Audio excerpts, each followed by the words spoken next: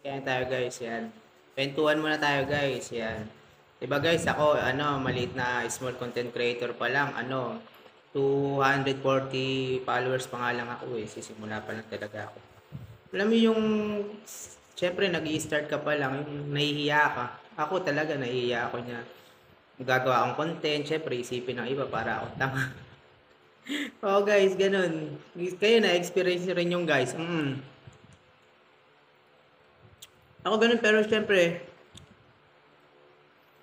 lakasan lang talaga ng loob. Basta guys, tuloy-tuloy lang tayo.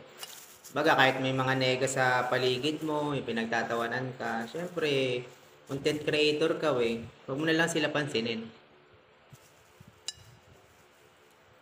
Ako ganun lang ginagawa ko eh. Tsaka, syempre, lakas talaga ng loob.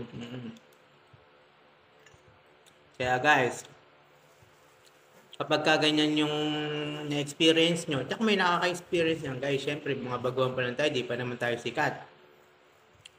Tatawanan talaga tayo, tsaka isipin para tayong tanga. Kaya, malay mo naman, umayon sa atin yung panahon, maging malaki rin tayo yung content creator, di ba?